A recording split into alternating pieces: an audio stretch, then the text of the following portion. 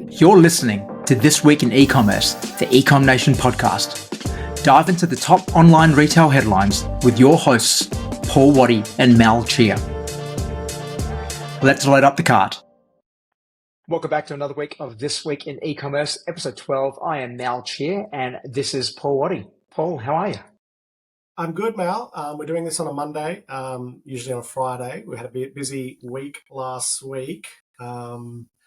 We had Ecom Nation quarterly management meeting, which I flew down to Adelaide for. And at the end of that, we had a great evening hosting the Shopify Meetup along with our colleagues at Ecom Nation, of course, Clavio. So that was great. I had a really good day.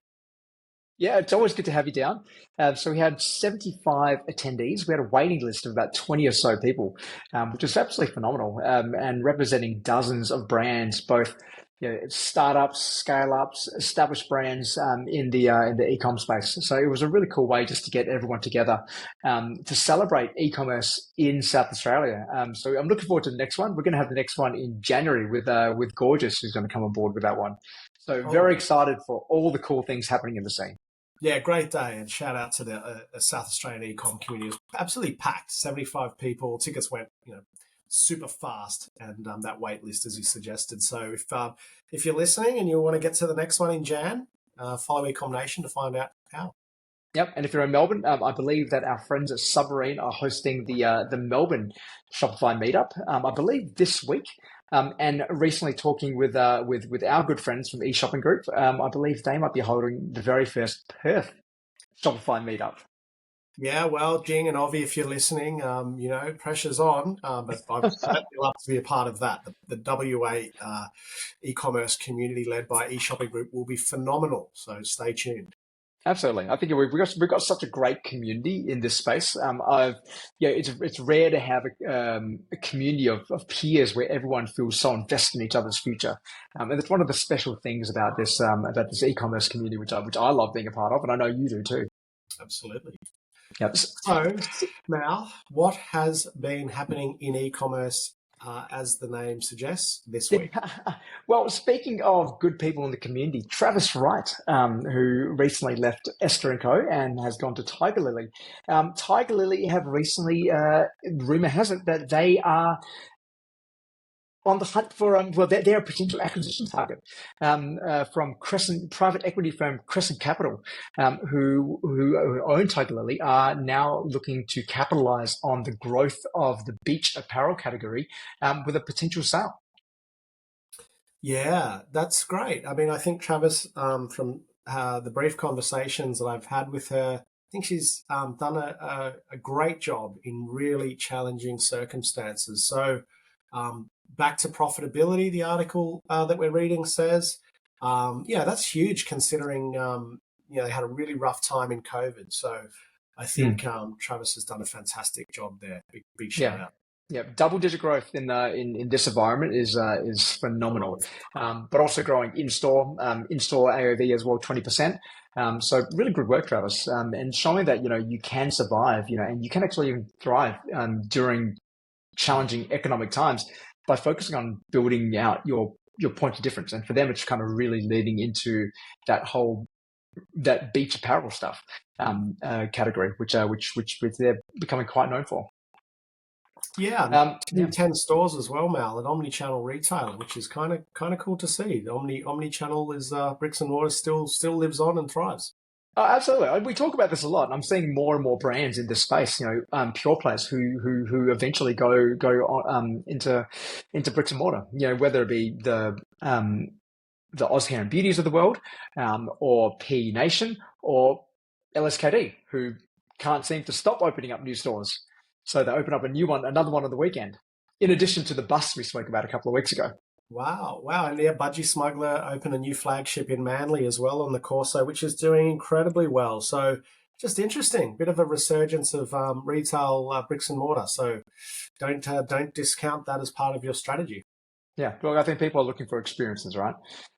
So actually, to go to the event, why so many people came to the event, because while we live increasingly digital lives, we also want those human connections.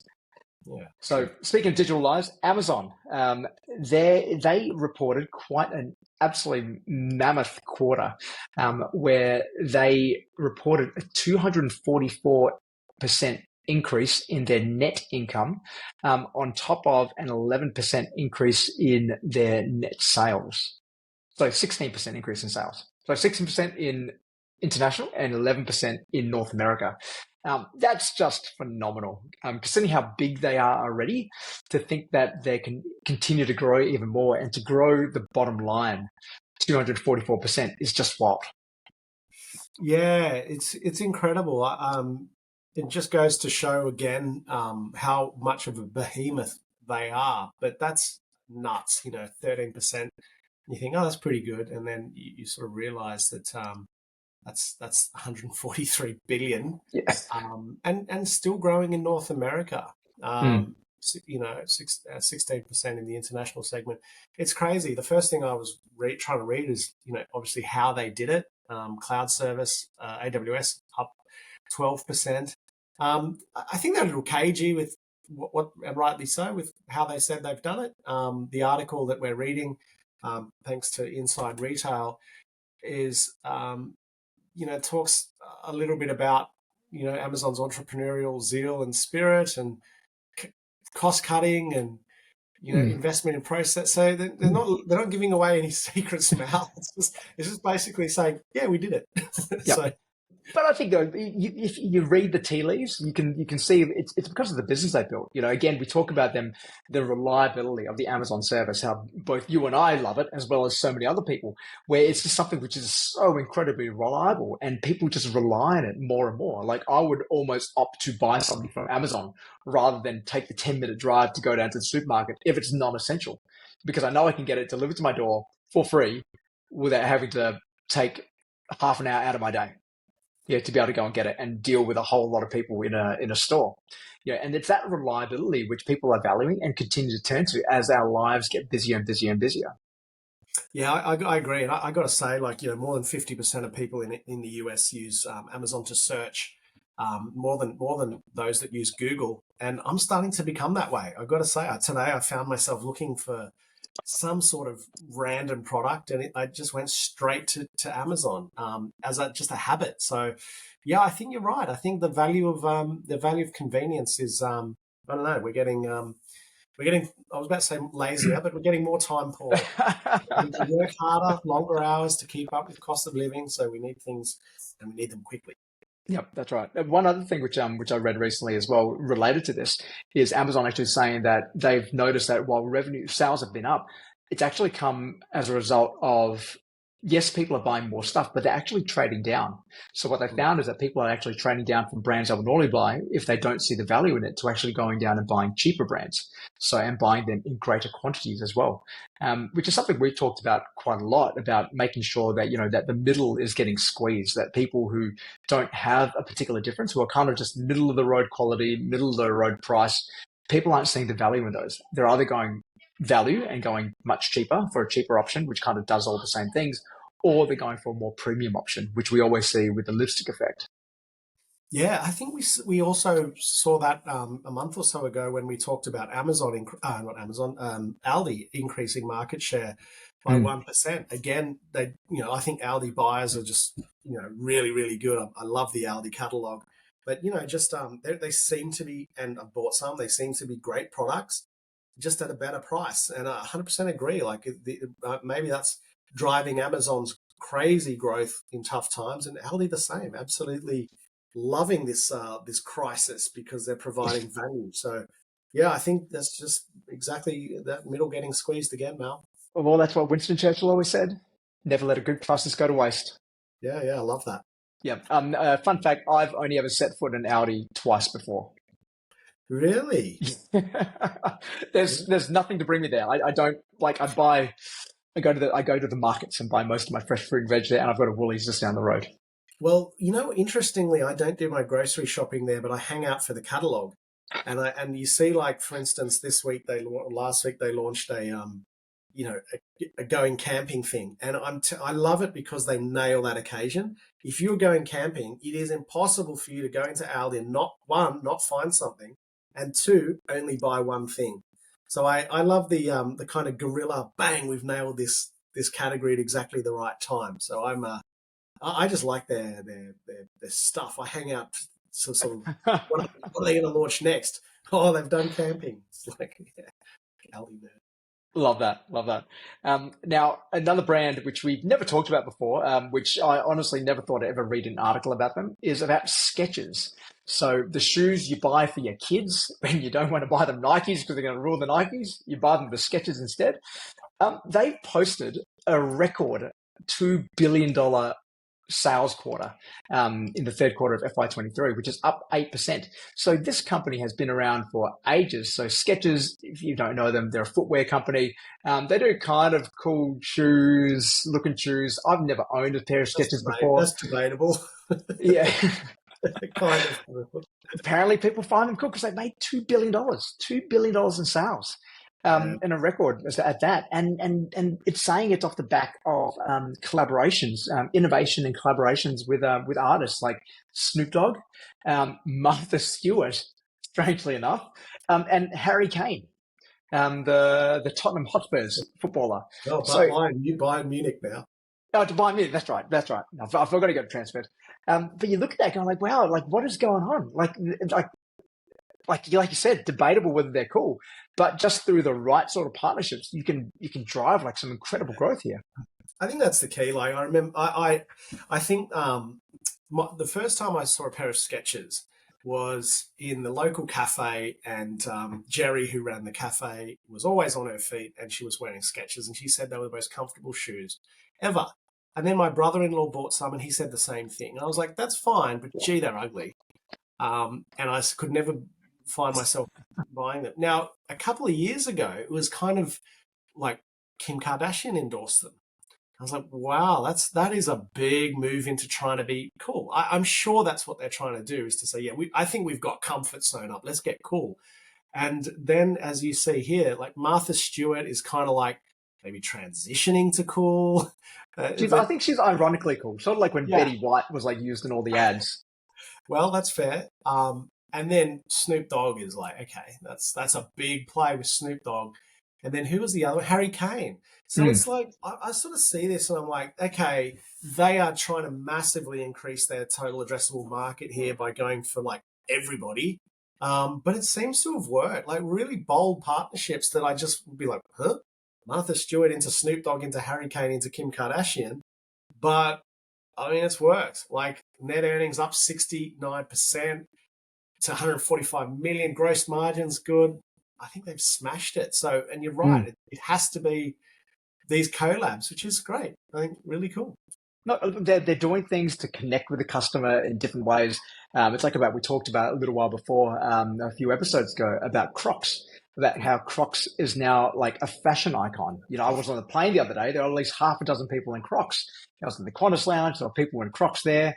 And I think a lot of that is due to the fact that they did a collaboration with who was the artist? Post Malone.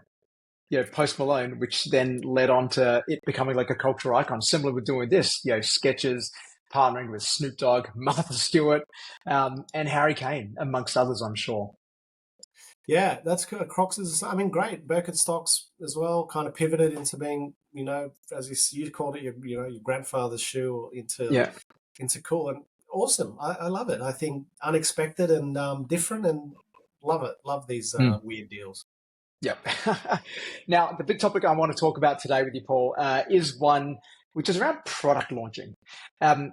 Reading an HBR, Harvard Business Review article, they did a study into the best time to launch a product, whether it's better to launch it during good times or it's actually smart business to actually launch it during a downturn. Paul, before I let you in on what the HBR article talks about and what they suggest, what's your view on this? This makes me think of conversation that I just had, probably you might have had it as well, with Jing from eShopping Group, who is an innovator or finds products quickly and brings them to market. And, she was talking about when she's able to find a product that's the right product, it basically doesn't need a fancy website, doesn't really need much paid media. It just takes. So timing, I think she's emphasizing the importance of timing. Mhm. So I think, I think, yeah, I think you just got to find your right product. Like, there's, I think you just said it earlier. Never waste a good crisis, and I think that's right. Like, I think you've just, and again, we've just seen it with Amazon. We've seen it with Aldi. I think it's just about finding right place, right time. So I think it's. I don't really think you should not start a business during a time like this. Um, you know, we've started a business during a time like this, A and couple of there's businesses. a couple of businesses, and there's demand. I think it's just about niching down and finding, Mm. finding that, as Jing would say, like, what is on the up. What are people needing right now that's not readily available, and how can I provide that and provide some value at the same time. Mm. So I definitely wouldn't rule out now as a time to start a business. What about you? Well, funny, like I actually think that the best time to start a business was yesterday. The second best time is today. But interestingly enough, in this article, they suggest that the best time to launch a product, particularly launching a new product, is actually during a downturn, for a couple of reasons. Number one, from a marketing advertising point of view, is that there's less noise. As we've talked about before, during recessionary times, the natural inclination of most companies is to pull back, and they typically will start pulling back on marketing and market growth activities, first of all, which leaves a bit of a vacuum. So where there's a vacuum, then you can fill that, where there's less noise. Media tends to be a little bit cheaper during those times as well. And you can get better cut through, particularly if all your competitors or competitor products are also thinking they're going to wait as well. So there's the advantage there of having cheaper media. So that's number one. The second one to think about as well, is that it forces you to actually be really disciplined as well, because you're not experiencing this boom straight away, or your growth is a little bit slower. You tend to be a lot more conservative. You tend to be much more considered in terms of how you grow, scale, operationalize, fund the product. You don't tend to make these big bets, without much evidence. And that's one which I quite like, because it forces you to launch disciplined. It forces you to launch in a very considered way. To think about, okay, well, how do I launch profitably? How do I launch, without taking on more OpEx than I need to, and things like that. Because the study then showed that products which launch during a downturn are 20% more likely to succeed, which is a pretty significant number. Yeah, it is. I think all that makes sense, what you just said, thinking about some of the businesses that we've seen fail post-COVID because they're not set up for success. And then some of the others who have, leaned right up during COVID. And I'm going to use the example of, Baby Boo Fashion, who's, AFR top, young rich list this week. And thinking back during COVID, when no one was buying dresses because no one was going out, and their sales probably dropped 80% overnight.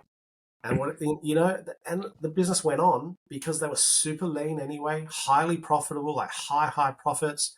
And oh man, they just stayed on that path. And then when people started going out again, they just exploded out the other end. So you're right. And I think you start a business kind of in these tough times also to make a little bit of extra money. So you're not inclined to throw your money around. It's your hard-earned money. You've got to be thrifty with it, and you've got to try and make it put some extra bucks each week into your pocket. So you're by nature trying to make it cash positive. So yeah, all that kind of rings true for me. Yeah. Any I guess any other pros or cons which you can think of about why you should be launching during a downturn or not? Well, yeah, I think for all the reasons you said, that basically if you can make it now, you can make it anytime.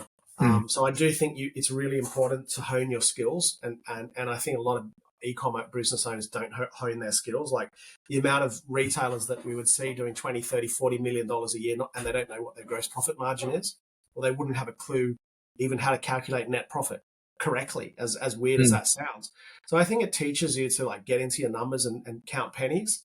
The other thing I think is, potentially customers looking to try new brands. And we spoke about it just before, like with Amazon, or with Aldi. Like, okay, I'm a Coles shopper, but I want to try a new brand because it's a little bit cheaper. And I'm not saying, for instance, that we should try and compete on price, because I hate doing that really as a strategy.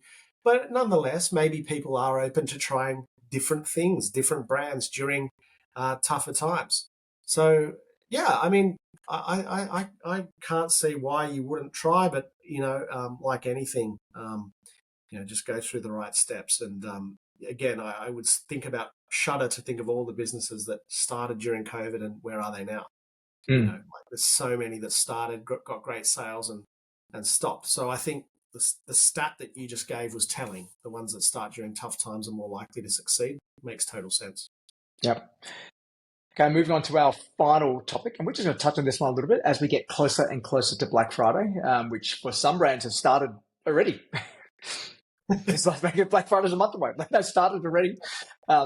So it'll be a Black Friday month or Black November, as I think we might have to rename it soon. Thinking about what are some hacks which if you haven't got your plan sorted already, what are some things you should be looking at? And I think you touched on a few of these last week at the Shopify meetup. What are some things which you reckon? What's one tip? We'll go one for one here. Like, what's one tip which you would give to anyone who hasn't got their Black Friday plans ready yet? Oh, I think I'm going to talk about the hangover. So what have you got to the bounce back? What's your bounce back? And so you and I would see sometimes big sales that do really, really well, and then sales drop off a cliff because there's no activity. And you sort of actually start to wonder, if I hadn't gone on sale over 2 months, would my revenue have actually been the same? Like, am I just bringing forward revenue? And I'm pretty certain lots of brands are. And then by the time we discount that revenue, we know that, anyway, I'm going off track, but we know that profit will be worse. But I would just say, like, how are you going to keep people's interest post? Like, it's not okay. Just, we've got bills to pay in December and January. So what's your plan? Do you have a little collab that you're going to drop in December, or stocking stuffers? Like I've seen Mason had a sneak peek at Mason de Sabre's Christmas gifting range, and I think that's great. So you're shifting straight into the next thing. Like, yep, we're ready for Christmas. January is probably about clearing out grade C inventory, but I think it's just whatever it is. I think my tip would be, what's your bounce back plan? Because literally you turn that banner off at the end of Cyber Week and you need to be hitting with something pretty special straight afterwards. Yeah, great. That's a great one. Look, mine is to figure out like ideally you've got some sort of target to reach. So you know that you want to hit, 1 million, 2 million, 500,000, whatever the number is. And figure out how much traffic you actually need to get to your site to achieve that. I think a lot of people just put a number out there in terms of like, hey, we want to make X number of $1 million, but then don't actually think about how much do I actually need to bring in? What does my conversion rate need to be? What does my traffic need to be? And we talk about this a lot, that, e-commerce is actually pretty simple. Your total sales are a byproduct of your traffic, your conversion rate, and your AOV. So you need to figure out what those are and then adjust your expectations accordingly. If you've got a massive target, and in order to do that, you need to bring in all the traffic which you've managed to capture that year in one month, then you really need to think about, do I have the budget to actually acquire that much traffic? Where's that traffic going to come from? So one hack would actually be to figure out, okay, well, where's your traffic? What channels are going to be driving your traffic? And then use that to plan your activity. So use that to plan, how many emails do I need to send? How big does my database need to be? What sort of open rate do I need? And then also, if I've got any shortfall for my organic channels, how much do I then need to spend on my paid media to cover that traffic shortfall, to get enough people to my site to buy at that percentage, at that AOV, to hit my numbers? That's great. I love reverse engineering it, right? Reminds me of the brand a couple of weeks ago that said, all you've got to do to hit these numbers is get your conversion rate to 2 and your AOV to 200. And the AOV was 150 and the conversion rate was 1.6. Like, yeah.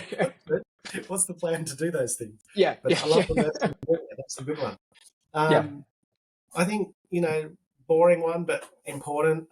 Stick to under 3 months cover. So particularly, I don't know, Mal, you're probably seeing it as well, like heaps and heaps of brands just talking about buying up stock for cyber. And that's fine, like, cool. But cyber or sales used to be about bringing your balance sheet down in stock. And now what you're seeing is this seasonal thing, seasonality is really hard if you're in swimwear and so on. But now we've almost all got it, because our sales, like, some of them are doubling, some of them are tripling in November.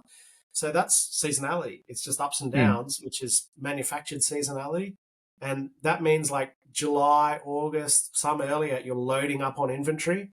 And if you're paying, 30% deposits, a lot of people taking loans. Again, that's fine as long as you know how much stock you need. And I actually, ironically, think that's why some of these cyber sales are starting early, because people have got their buying wrong, Mm. historically. But I think just as a rule, particularly if you're importing from Southeast Asia or whatever, you don't need more than 3 months worth of stock. And if you're going into cyber with like 4 or 5 months worth of stock, you're probably going to be in a big cash deficit, and you'll just be on sale again in December and January. So it's an exciting period, but I still think just stick to less than 3 months inventory cover to be safe.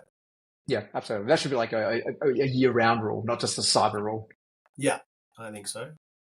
Last one for me is that post-purchase. So people are going to be acquiring a lot of new customers. And one thing about this period is that everyone always says you're going to acquire lots of new customers. Yep, but then most of them don't tend to stick around for too long either. They'll come in, they'll buy, and then you may see them again next year, but chances are you won't. And if you typically look at the LTV and the behavior of the retention rates of customers acquired during November, it's typically lower than at other times during the year, at least I've seen anyway.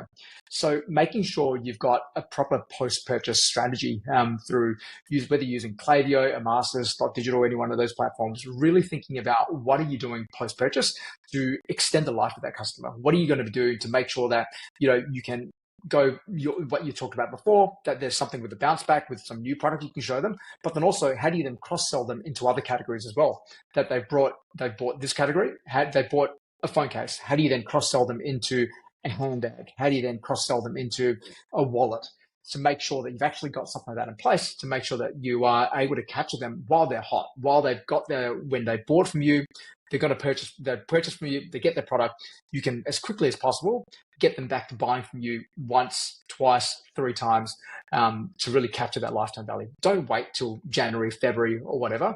By then, they've got all their other purchases. They've kind of forgotten about buying you already because they bought a whole ton of stuff during November.